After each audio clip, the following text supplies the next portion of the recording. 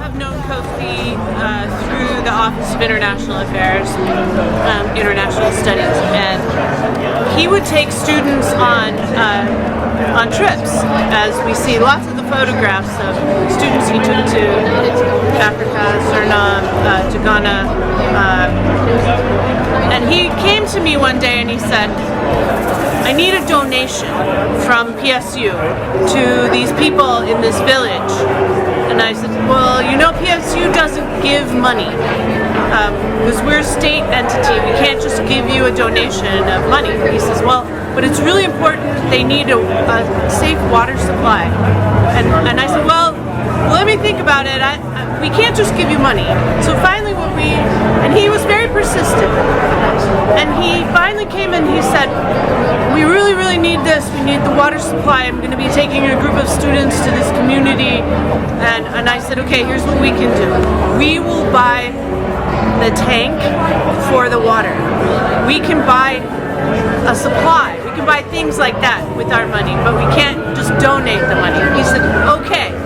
So he brought me a receipt at the end, and we reimbursed him for those costs, and we paid for a water tank and a clean water system for this community, for this village. But I know most all of his brothers and sisters, Cecilia, Mercy, Joseph, I knew all of them at the time when I was in Russia. So, until I came to the United States here, the first time I met him was when her daughter also came to school here. And he came to the campus because we went to the same school at Western. And her daughter told him about me. He came to the house, the first time I wasn't there. But the second time he came, he made sure that he waited till I came back. He said he just wanted to see me and meet me. That was the first time I met him.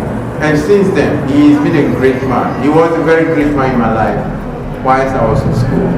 So it happened that when I did my second degree, that was the time Victoria also finished her first degree. So we had our graduation party together. And he was at the party to grace the occasion. And anytime I meet him, he tells me a lot about life, how to be patient, and just rely on God for whatever we want. The last I ever talked with him was when he invited me to his house in Liberty to do some work for him at the house. When he told me, Sam, I really need you in my house in Accra. And I said to him, Prof, one day I'll be there and we will remember the past. But little did I know, that was the last time I ever talked with him before he departed this world. So all that I have to say about him was, he was a very good man, very kind, and very encouraging, very simple. You see him very simple, but we say in Ghana that slow but sure. In my time I would say it's simple, but very sure how he's doing. May God keep him in his bosom and grant him a peaceful rest. Amen. That was the first time I met him at Western State University. Western Oregon? Western Oregon, yes.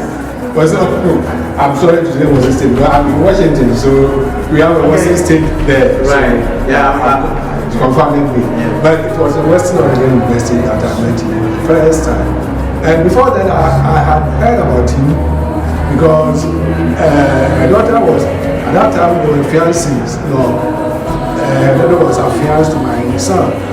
And I had heard about him, but I hadn't met him until that day when we met. And we spoke so intimately, and also he imparted some pieces of advice as to life, how life should be led. And from there, we came to the party that the mother was talking about. And we had some time there after the party, we departed. But then afterwards, when my son eventually went ahead to marry brother, we met again. And that was when we actually came together as a family and celebrated a wedding ceremony. After that, we went home together, we talked, and had a lot of good times together. And thereafter, whenever he came, I think it was a few years or a year or two afterwards that he retired from his teaching job. He went out of that. But thereafter, he was coming from time to time. Whenever he came here, I'm not sure I'm living in Kakoma, so whenever he came here, they should come and visit and see me. Until the last time when he came here, because of job demands, I couldn't come, but I was talking with him on the phone until he said he was going to California to meet some other family members there. Then after that, he came for me. So he said I came back. Not only that was the last time I was going to talk to him, until I heard about his demise. And I was so touched. That was one way of calling us inside. So I agreed with the family that we made toys. What the mother has said about his deeds, what he did for people, and especially for me too. I wasn't fortunate enough to witness his what he did at the university, but I've had a chance to talk with him on a number of occasions. So today that we have all met here, I'm happy to meet a brother who has also spoken so fondly of him, and I pray that God will keep his soul as a family is also comforted. Thank you.